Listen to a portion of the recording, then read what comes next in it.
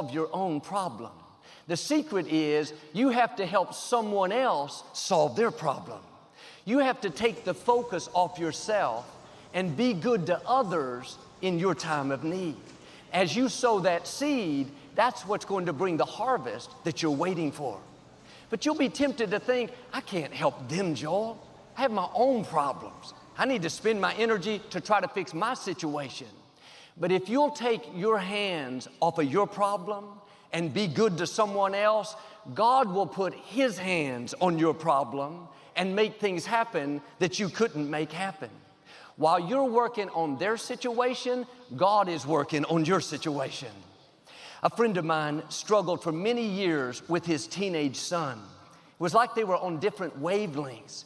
He tried his best to be loving, kind, understanding. They just didn't get along. Invariably, it'd end up in an argument. Everything was so contentious. He had prayed about it, quoted scripture, asked God to help him, but nothing was getting better. He was the coach of the neighborhood baseball team.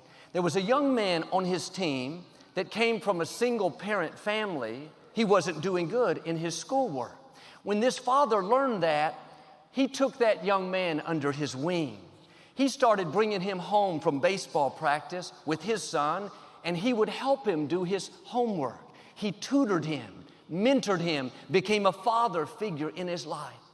And that young man looked up to him, admired him in a great way. About 6 months after this father started doing that, his relationship with his own son began to improve.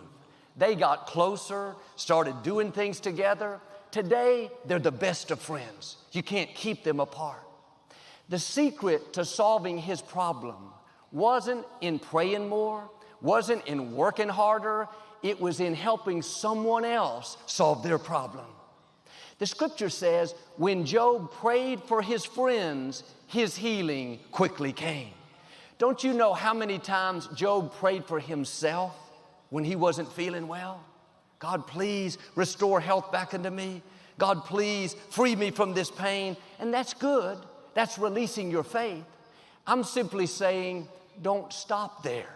Because there are times your breakthrough is connected to helping someone else get their breakthrough.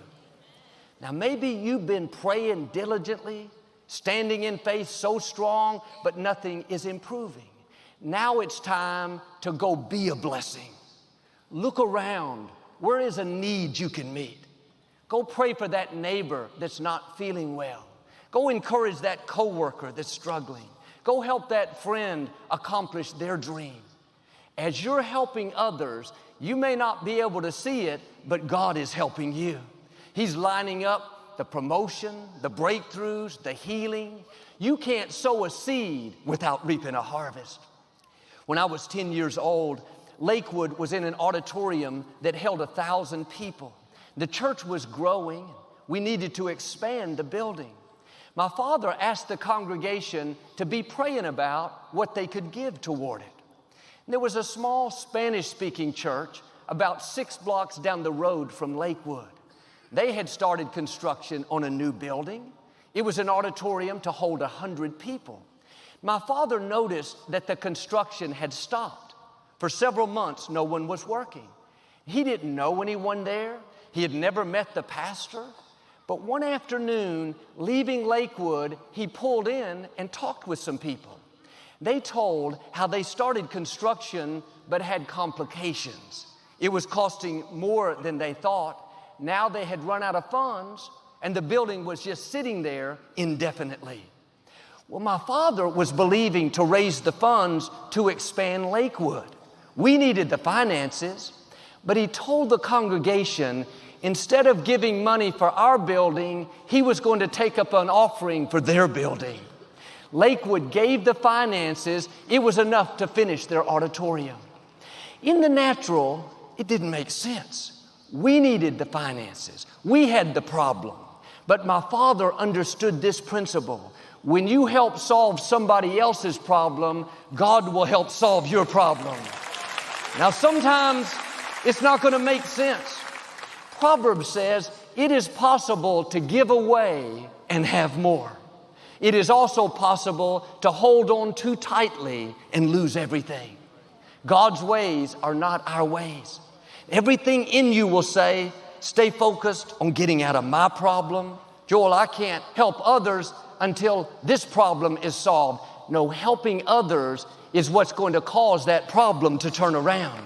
Giving your time, energy, resources, that's what's going to open the windows of heaven and cause your dream to come to pass.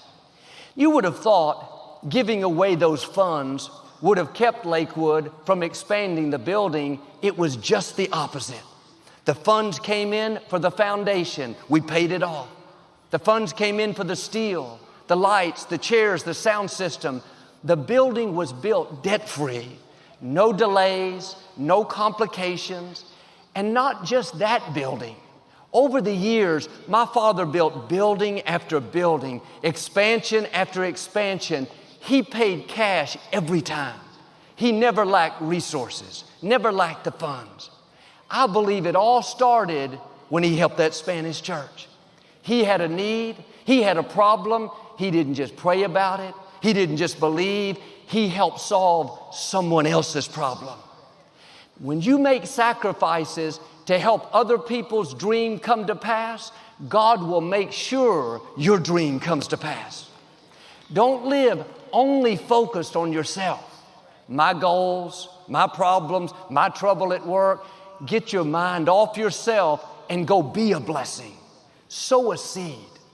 Doesn't have to be finances. You can sow encouragement. Go visit that loved one in the hospital. Cheer them up. Call that friend and speak life into their dreams. Take that elderly neighbor dinner each night. Make an extra plate for them. The scripture says, when it's in your power to do good, don't withhold it from others. That means when you know you can be a blessing, you have the resources to help that person in need, you can teach them the skills that you've learned, don't put it off. When you help solve their problem, you're not just being good to them, you are setting a miracle in motion for yourself. When you show favor, the scripture says favor will come to you. And here's the beauty. When you help others, what you give is going to come back to you, but not in the same proportion, pressed down, shaken together, running over.